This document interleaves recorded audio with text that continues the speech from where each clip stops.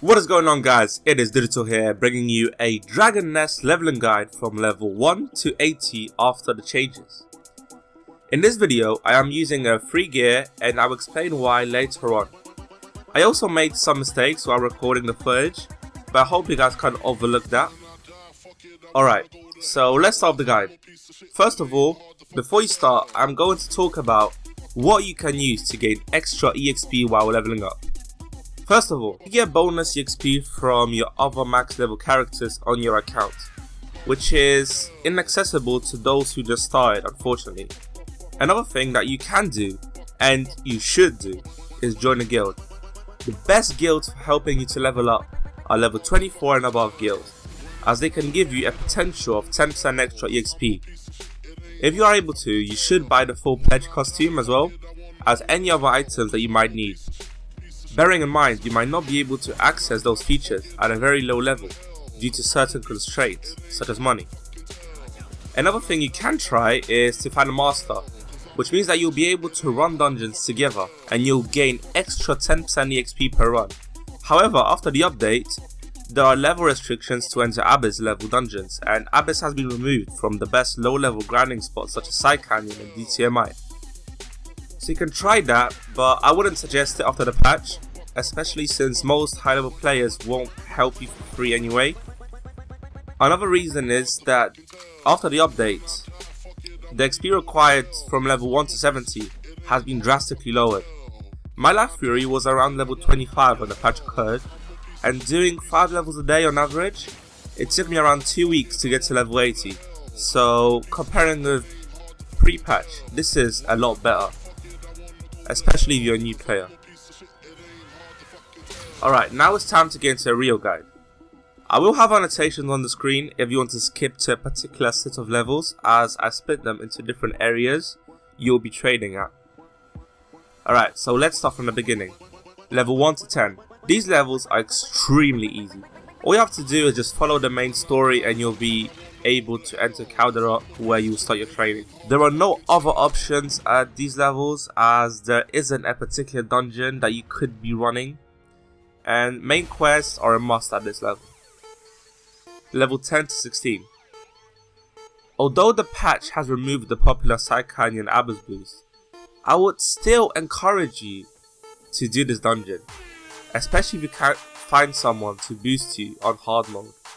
Because with a master, you'll be able to finish this dungeon within a minute and a half, up to 2 minutes probably, if you're slow. I strongly recommend, however, to focus on the main quest still, as you should finish all your main quests for a certain level, as they'll give you really good XP after the update especially. My personal recommendation is for level 10 to 16 is, and I'm sure a lot of other people who went through the same process as me would agree, you should do all of your main quests and your side quests, and always do your board quests when you're running a dungeon. If all three are for a completion of one dungeon, then that one run will be really efficient for leveling up. You'll be level 16 in no time. Level 16 to 24. At this level, DTMI is still your best option. Even if you cannot do Abyss anymore, you can still do Master, which will definitely result in faster runs. It has changed location to Grey Ruins though, and it can be finished in under 2 minutes, I guess, if you only need to kill one type of spider, meaning you don't really need to clear out all the monsters before you continue. It's a very straightforward dungeon, and I would definitely recommend it in a party of at least 2, unless you are feeling up to the challenge and want to solo it. Then you should probably not do it on master level. I would probably recommend you to do it on hard in that situation.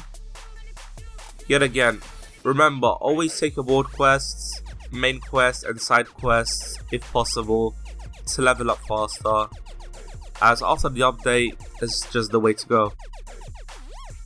Level 24 to 32. At level 24 you can access the Minotaur Nest, which you should be able to solo if you have good enough equips. or in a party of at least 2 if you don't. I would strongly suggest you make sure your equips are all +6 enhanced, but you should enhance them further for 2 reasons. First is that your item might get destroyed, and second, there are much better endgame items to enhance. And when you're enhancing +6 and above, only enhance level 80 items. That's my recommendation, and always use protection jelly. Unless you can really afford to lose the item, which means you're probably rich. A full +6 Minotaur nest set is recommended if you want to run these dungeons and level up fast. Until level 26 though, I would continue doing your main quest, side quest and DTMI. And at level 26, you should be able to enter flooded downstream ruins in St. Heaven's Southgate. You won't be able to access Abyss at that level, however you should be able to do this in a party of 2 people at Master. If you feel like the runs are way too long, then you should increase your party size to probably 3 or 4, but personally, from level 10 to 60, I run all my dungeons with 1 person, so we were in a party of 2 for like 50 levels. An average run should take you probably about 3 to 4 minutes, and the board quest gives amazing XP. And as always, don't forget to do your main quest and your side quests, because after the patch they give great XP. Level 32 to 40. First things first, make sure to get your new desk gear and enhance that to +6, as that will greatly help you to trade, trust me. For these levels, I have found there's not that many options, to be honest. Forsaken Islet Core is great, although recommended only as a substitute for FDR. I personally ran this dungeon for level 32 to 40, as it gives higher XP overall, and it can be finished easily under 3 minutes as well. It is a dungeon without any loading screens, which makes runs even faster, so I would definitely recommend it. Another option here is Gates to Death City, which can finish in under 3 minutes as well, but I don't like this dungeon personally. It's not one that I would run. However, if you want to, I'd probably suggest you alternate every 3 to 4 levels between FIC, GDC and Hessian Goblins at Wonderful Theme Park, which can only be done 7 times a week. However, it's really good XP, and remember to always take your main quest, side quests and board quests, because that is just great XP. You need to do it if you want to level up fast. Level 40 to 50. As always, get a full +6 desk gear at this level and grind River Ruins in Lotus Marsh, but make sure that you go to St. Heaven first before going into the dungeon for bonus XP as well as channel bonus, if you find the right channel. At this level the grind isn't as bad, so you should be able to reach level 50 quite quickly actually. At this level I'd recommend to start doing your dungeons hard mode unless you have a high level player that wants to help you, because the monsters start hitting way harder now. So it's kind of normal to lose like half your HP with like 2-3 hits. River Ruins can be easily finished in under 3 minutes. However, if you want to run it solo, just don't forget to do your main and side quests as always. However, when you're running in a party and you just want to run this dungeon many times, then just focus on the board quests. There's no point in you doing all the main quests because you'd have to leave the party and join back all the time. This dungeon will take you straight to level 50. However, if you get bored, I would suggest to continue your main quests until you catch up, because main quests at your level give you great XP, and you don't really want to be catching up with the main quest later on in the game. Level 50 to 60. I would like you guys to overlook the gameplay behind this though, as I haven't done this dungeon in like a few months and I made a lot of mistakes starting from here. From this level I personally was using rental gear with Jades, and I bought new rental gear at level 60 and at level 70 as well. However, when I recorded for this guide, by level 70 rental gear already expired, so I just bought myself some level 80 rare gear, and I wasn't even bothered to really enhance it to +6, and I didn't put any J's in it either, so I am going to be pretty weak in this video. However, now I enhanced it and I got myself better gear, so my next video will definitely be a lot better. For this level, I would suggest to do MCSB, Meter Crash Site Boundaries, at hard mode. You should be able to do this dungeon in under 3 minutes, and don't forget to do your board quest as well. You should be able to do this on Master if you have at least a party of 2. However, if you plan to solo it, make sure to always have your main and side quests ready for greater EXP. Level 60 to 70. At this level, monsters start to hit hard. You need to be able to dodge well starting from this level unless you really want to die. I would suggest to do Golden Meadow at Anu Arundel in hard mode solo. Why solo, you might ask? Well, this dungeon is quite hard, and level 60 to 70 is actually like the worst EXP ever. At this level, like your board quest, your main quest and your side quests are all a must, trust me.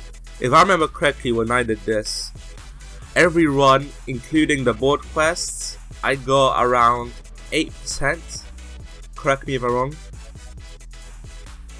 per run, and this is absolutely terrible compared to the previous levels and even to level 70 plus, which is a lot faster.